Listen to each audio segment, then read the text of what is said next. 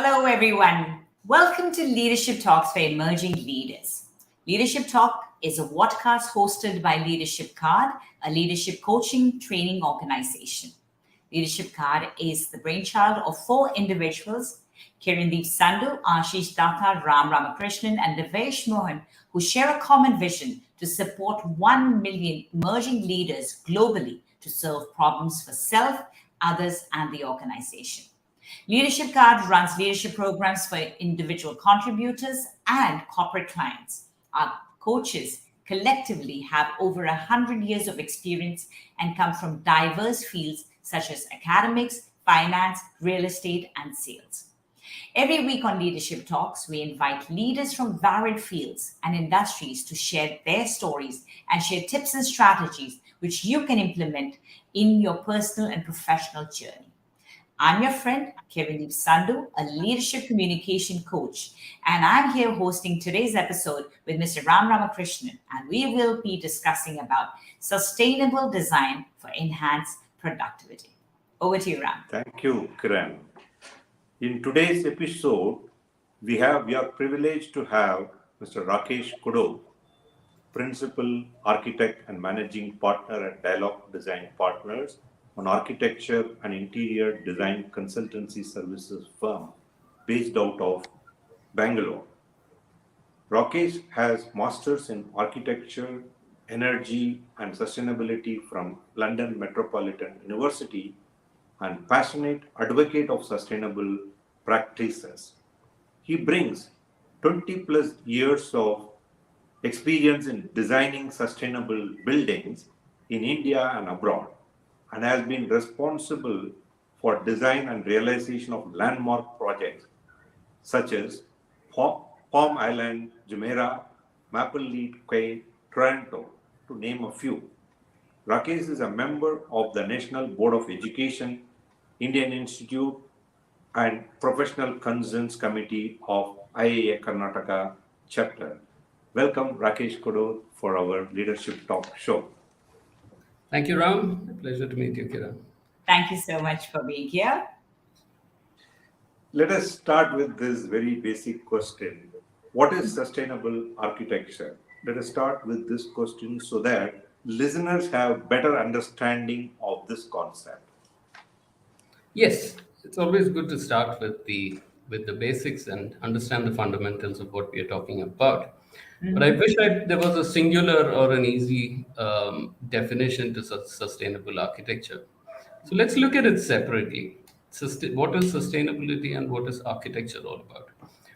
Sustainability, in simple words, is what the United Nations adopted in its a Brundtland report in 1987, perhaps, which says that it's about fulfilling the needs of today without compromising the needs of tomorrow. And that's an easy enough definition for it. But it's also, in a sense, a pretty vague in the sense that do we reduce consumption today and save it for tomorrow? Or do we create more infrastructure today that would increase our chances of survival tomorrow? So it could be interpreted one way or the other. It's a pretty vague definition, but it's still a good working definition of sustainability.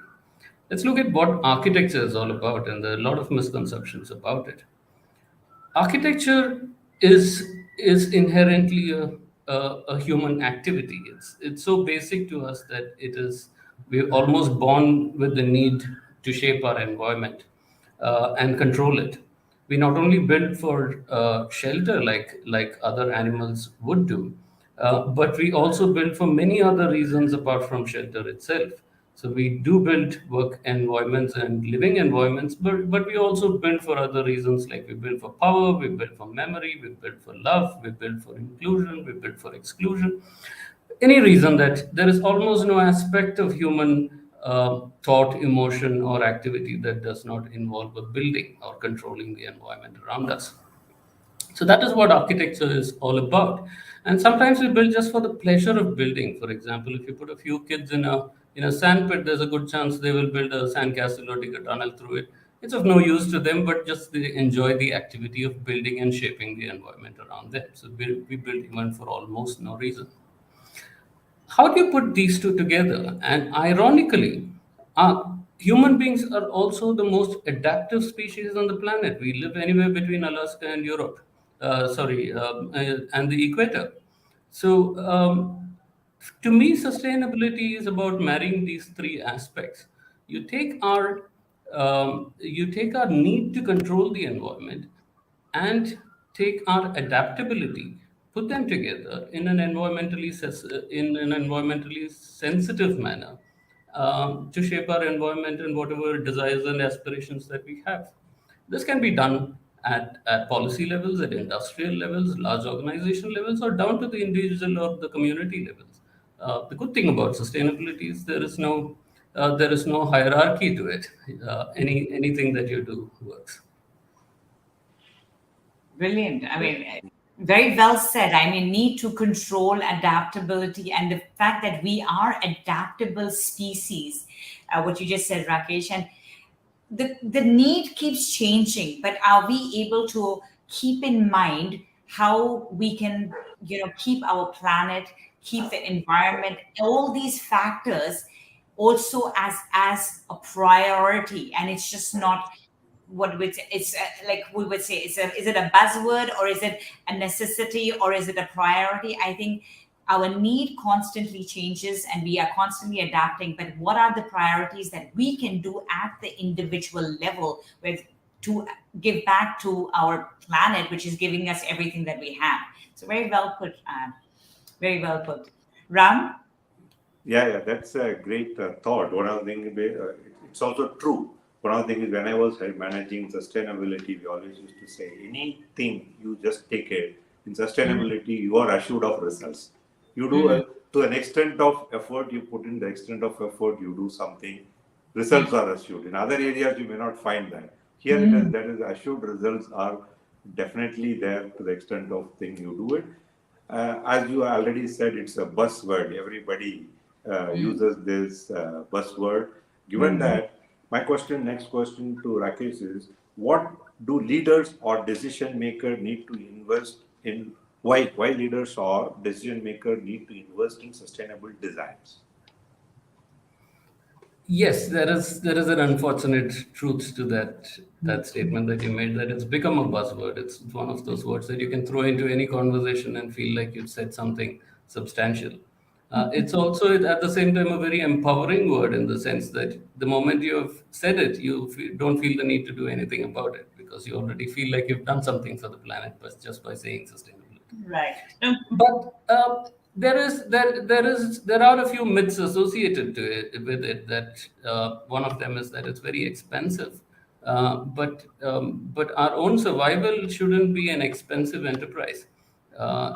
And also, it's about managing aspirations and priorities. The moment we add an aspirational value to something, it stops becoming expensive, and we stop comparing it to anything else. For example, if you were buying a car, you would look for it to be fuel efficient, and if you would be willing to pay a price for that additional efficiency. You wouldn't buy a car that is not fuel efficient. Similarly, with buildings, why would you build something that consumes more energy when energy itself is very expensive? Also, one looks at it in a sort of a binary, that either there is a lifestyle cost to it, because there is one school of thought that says that sustainability is all about people living in low tech environments, in mud houses, growing their own vegetables and turning vegan. That's one extreme. And the other is to think that we have to invest in high tech buildings and very expensive equipment to make things sustainable. Neither of which is entirely wrong, but neither of which is entirely balanced either. They are two extremes. So sustainability has to balance economical viability, social equity, and the environmental aspects. Without that balance, it is not possible to have something that's truly sustainable, and it won't last long. So that's the whole point of it, I think. And again, cost compared to what? So I'm going to take this forward, Rakesh, by asking you that obviously your design has been influenced by your travels across the globe, and you're into sustainability and how we want to encourage sustainability in architecture. The question that I have right now is that when you are proposing solutions, to industry leaders so that they can bring in sustainable designs? What could be some of those elements that you are able to share with them, which would encourage them? I mean, other than the fact that it is a necessity, but what would be some of those small tweaks that people can make in their own industries to make their designs more sustainable? Yes, one of the things I've been profoundly influenced by my own travels and working in different environments. Although initially I set out on this journey purely driven by the aspirations and the curiosity to see the world and understand how we fit in, but then slowly that turned into something more meaningful, and that's pretty much, I think, what leadership is all about: finding meaning in something and inspiring people to follow it. So some of the things is and what you learn from that is that you cannot be an absolutist about something. As it's a solution that works in one place, what is right and wrong in one place doesn't work in another place. So it's easy to come back and say that, look, these are the things that Western countries are doing, or more economically developed countries are doing, and therefore we should then implement it in India as well, or in our context, and it'll work. No, it doesn't work. We have to understand that everything has to be tailored to its own situation and context, whether it's geographic context, political context, social context, whatever it is. So, take for example, to give you an example, take something as simple as a work environment. There was a need for us to not only shelter ourselves in a work environment initially during the Industrial Revolution, when we turned from an agricultural economy into an industrial economy, but with the advent of computers, we also felt the need not only to shelter ourselves but also sort of insulate ourselves, because computers required an insulated environment to work in. There comes the need for conditioned spaces, dust-free spaces, noise-free spaces, and things like that. Of course, because also to add pollution and things like that. But today, people work on laptops. Computers also have evolved to be able to sustain in a little more hostile weather conditions. And combine that with our own need, or biophilia, for example, our own need to merge or adapt with nature. Today, you can sit in a balcony and work on a computer and be as efficient as working in an air conditioned large office. So, building in an environment like Bangalore, building naturally ventilated buildings are actually cheaper than building air conditioned offices, only because we added an aspirational value to air conditioned offices because we associate it with some sort of a social status or hierarchy. But that value is gone again. So, what you can do with sustainability and what you learn from working in different contexts is you're quickly able to change perspectives. The value that you associated with something in a certain situation doesn't exist in the other situation. So it comes back to what we are talking about, that sustainability increases the productivity and the context keeps changing, and you have to keep adapting as we are the adaptable species, and from there create these sustainable designs which are Absolutely. constantly. Yeah. Okay. Absolutely. And if it increases productivity, it increases profitability. So if you're looking at it purely from an economic And that perspective, is it's the best profitable to way that continue. you can tell the leaders that this is what is going to happen, and hence we need to be investing in this sustainable designs, which even though it may be costly in the beginning, because that could be a thing that always concerns people, that are we increasing, but is it a long-term thing that we are investing in, and how that is going to create that momentum? Yeah.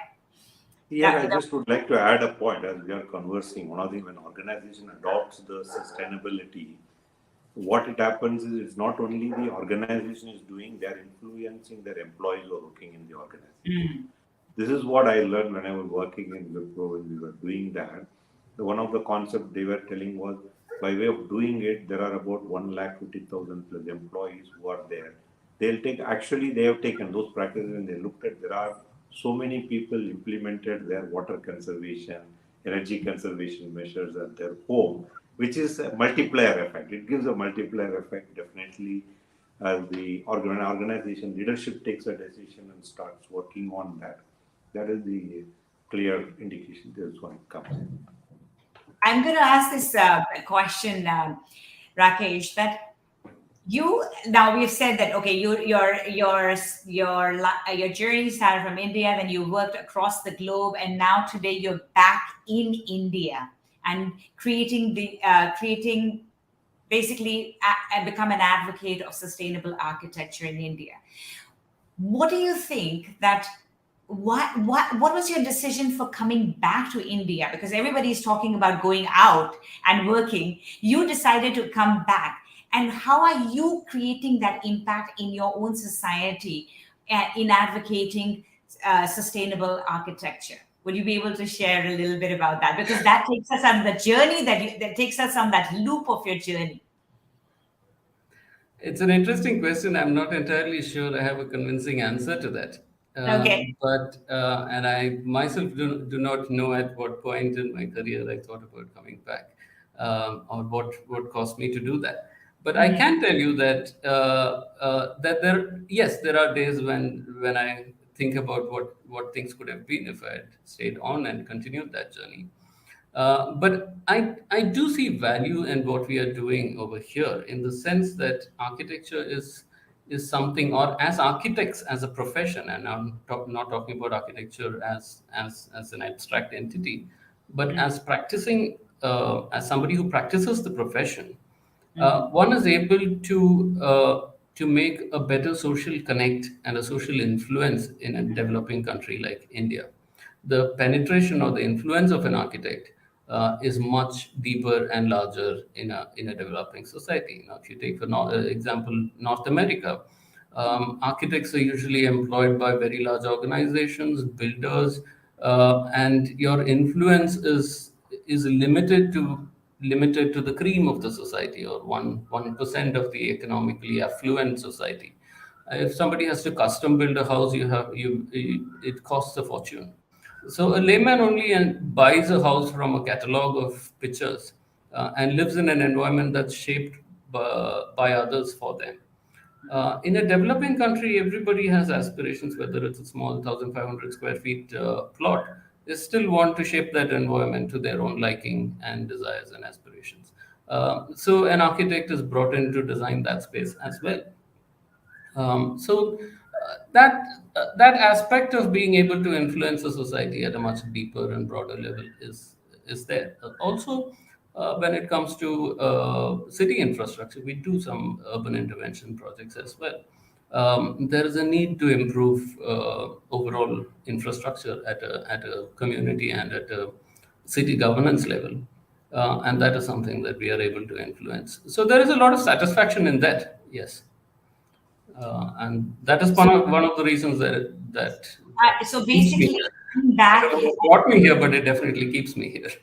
yeah. So basically, what you're saying is that it has brought, I mean, the impact that you create in the developing countries is more visible than what probably you would be able to see if you were working in another country, like how you worked in Canada or Europe and other places in America. So I think that is a very meaningful thing that you've just shared, because how can we give back to our own community and actually uplifted and be part of that visible changes, which otherwise you would just blend in if you were in another society where it wouldn't be so visible. So that actually, Ram can talk into the question about the challenges that probably you have faced in your journey. Ram, would you like to talk about that?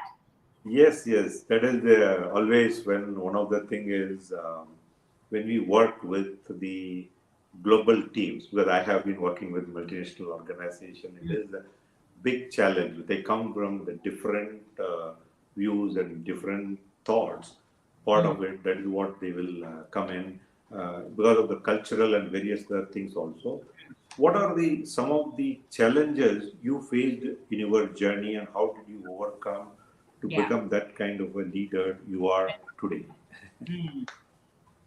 Interesting. Yes, it is. It is a challenging journey when you decide to take that step towards working in different environments. Uh, the first challenge is that you're working in completely not just a physical environment, a social environment, and a political environment. Whether it's a monarchy like in the Middle East, whether it's a democratic society, Like in London, whether it's a society that's as open as Toronto, and each of these countries have different influences on themselves, the people that work there and live there, and also different influences on the rest of the world. The influence that UK has on the rest of the world is very different from what Canada has on the rest of the world, or Dubai has on the rest of the world. So you learn to understand those perspectives, and that's an initial challenge as well. Specifically to architecture, I've been fortunate enough to work on very large projects, some of the historical landmarks, like for example the Palm Jumeirah, or the Maple Leaf Quay in Toronto, which was a redevelopment project. Um, and what happens is some of these projects do not have precedents. For example, the scale at which the Palm Island was done and the reasons for which it was done had no precedent. So we had to figure things out as we go, and that is one of the initial challenges, is to figure out what to do, and how things can be done in a meaningful manner. What one learns from that is, at the end of the day, the challenge is not the logistics of it, but if you're able to overcome the challenge of working with people who come from different viewpoints and environments, and that's the advantage of living in societies where largely populations are immigrants or come from completely different backgrounds, is that you see different perspectives, and once you've learned to work with people, people make things happen. So the That's challenge becomes interesting. Um, so the other thing with working with such environments is also that one learns to quickly adapt, Mhm. and one learns to quickly filter. You filter the fluff and get to the point very quickly, because you've seen a lot more points of view than you normally would have. So then you cut to the chase pretty quickly, so to speak. I absolutely have a agree. follow up. Yeah, I do have this question which is coming from what you just said. Rakesh, like as an architect, you have your certain design ideas, which we talk about, and you're obviously into the sustainability. But again, working in those different environments, for example, if you worked in the Middle East, there's certain influences that you bring in from that particular design, architectural design. Maybe for our listeners, have you been able to bring certain design elements which you have probably replicated in India as an example to show that what influenced you and how you have used that as a design in one of your designs in India, which people could probably recognize? Um, Difficult to pinpoint at a visual reference that people can recognize, and this is one of the things that I have consciously tried not to do, is to Okay. replicate something.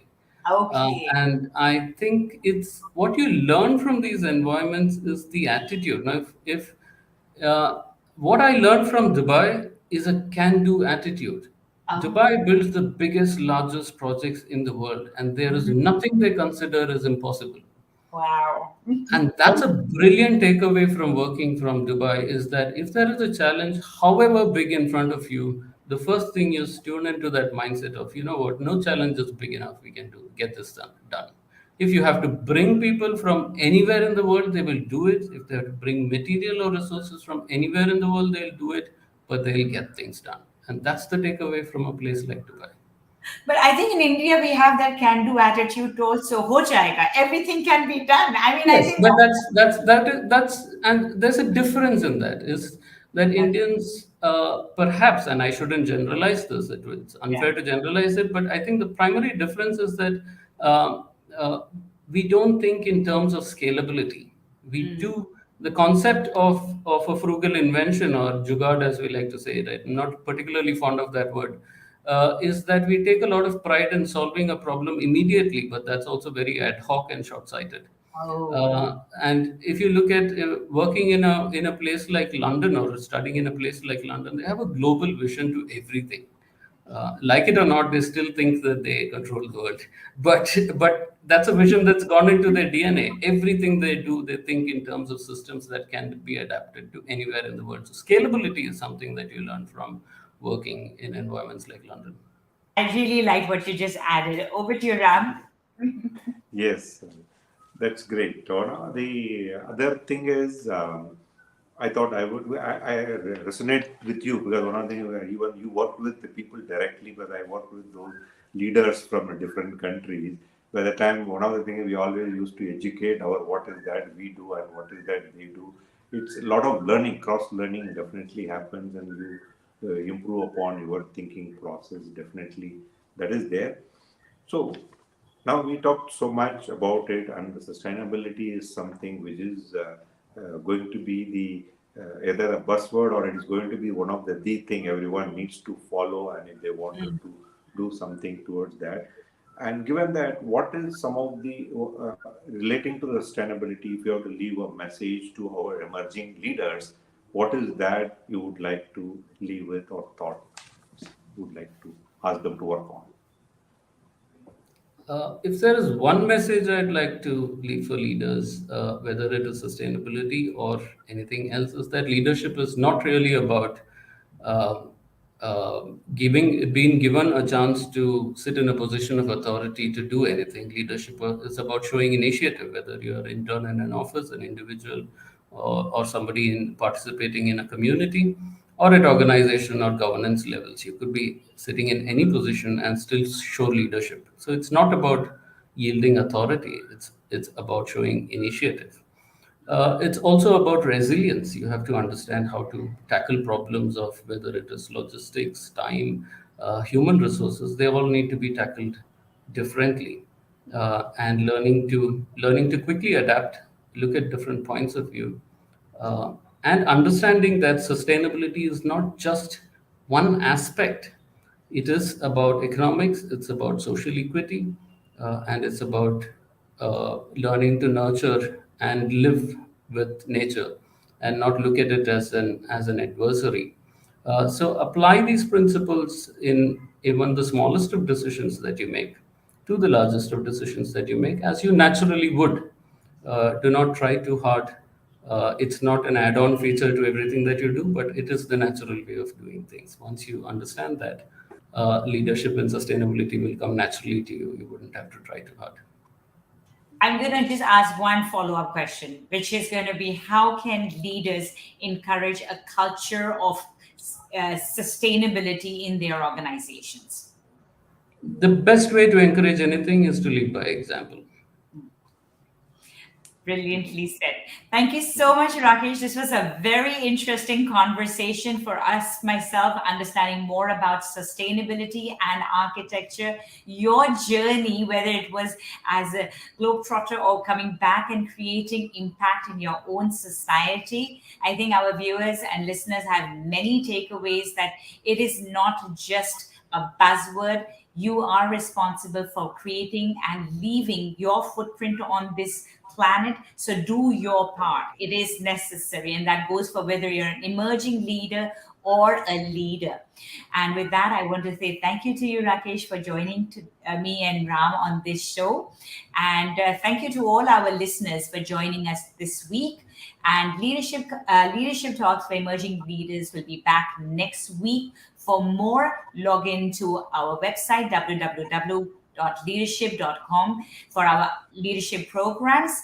Do follow us on Spotify and Apple Podcast, and we bring you next week another leader to share their vision, their ideas, so that you have steps and actions that you can make a difference in your own leadership journey. With that, this is Kiran, Rakesh, and Ram signing off. Thank you so much. Thank